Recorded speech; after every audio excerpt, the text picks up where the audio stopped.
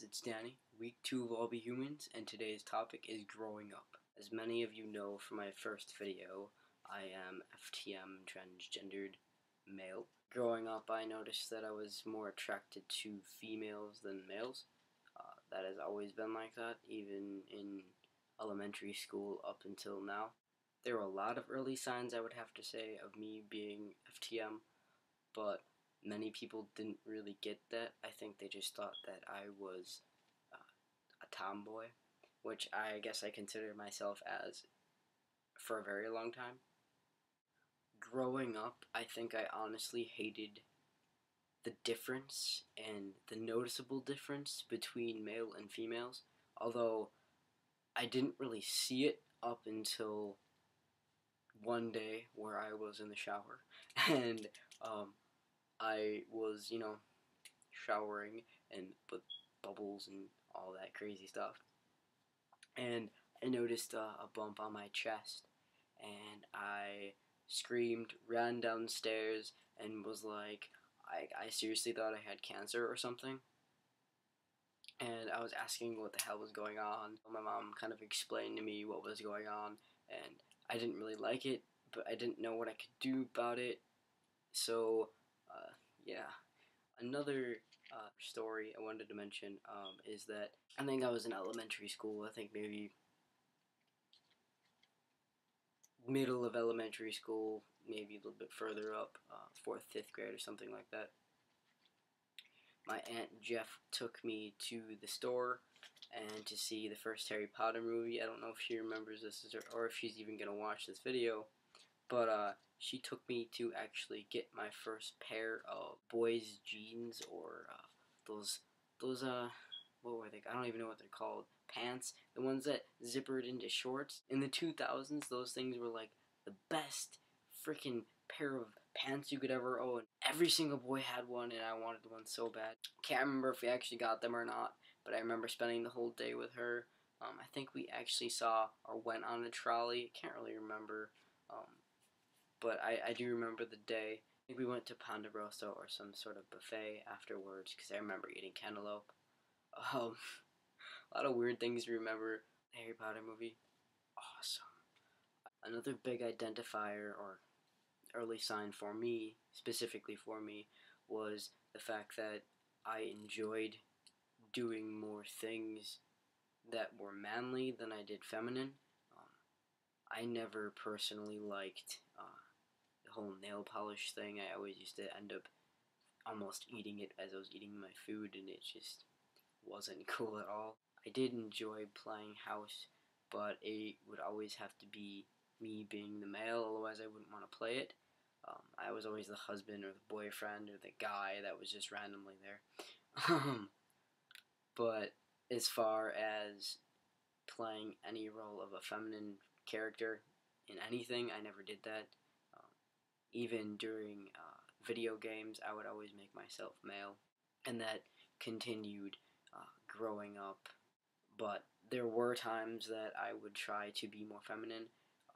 I think my last year of elementary school and throughout halfway of middle school, and that's where it kind of declined again.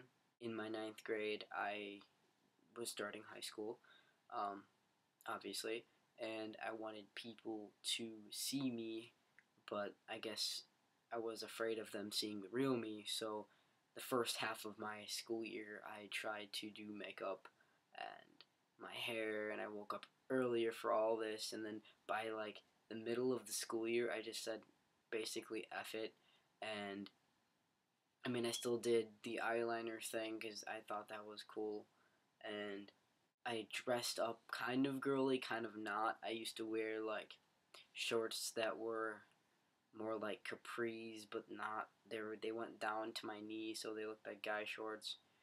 I wore polos, just certain things like that that would not completely identify me as female. But I also wasn't completely identifying myself as male. I guess the biggest identifier for me would have to be what happened when I was around 13 or 14. This is kind of a long story, but I'm going to cut it kind of short. Basically, what happened was I made a RuneScape account after hearing about it from, I think, my cousin Bo. I'm really not too sure now, but we made this account. It was basically just me and my best friend at the time, and we would be talking to these people, and we'd be like hanging out. It was just kind of fun stuff at first, and of course, this person, the character, was male. I met a few people on there.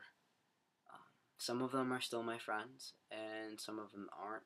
Technically, because I ended up lying about who I actually was, and this is just me skipping over a whole bunch of stuff.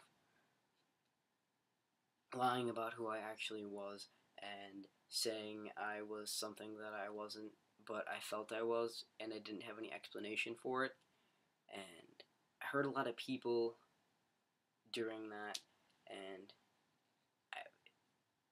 there's really nothing I can say about it other than the fact that it was the biggest clue for me ever, but I still didn't end up finding out until I was about 16 years old, so that was about 3 to 4 years later. I am who I am, and I wish I could tell these people, the people that aren't around anymore, the fact that I didn't know. Another question was, did I know anyone from the LGBT group growing up, and what did I think about them if I did? Honestly, I only knew a few. One of them was my Nana's coworker, and I've only met him once. I knew there were LGBT, but I didn't exactly know what that entailed. I knew that they liked the same sex, but I didn't know anything besides that. My favorite childhood memory would have to be playing catch or football with my dad and family.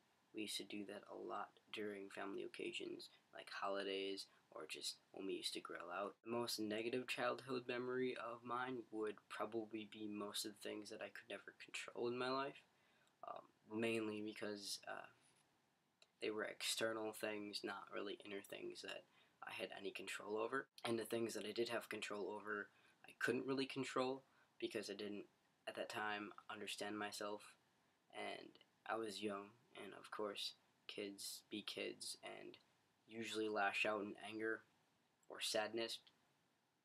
And for, I think, more than half my life, honestly and truly, I was depressed and angry, and I didn't know what to do with it. I think only in the last couple years have I actually been happier, mainly because I found out who I am and who I want to be, and how I can make myself a better person. Of course, it's going to take a lot of time. It's sad that the only way I can be myself is through injections via needle or cream or all this sorts of stuff, surgeries. I mean, yeah, I kind of hate it sometimes, but it's not like I can really change it, so it's just kind of something I have to live with. It's a part of me, and yeah. Alright guys, thanks for watching. I hope you learned some new things about me. I'll catch you later.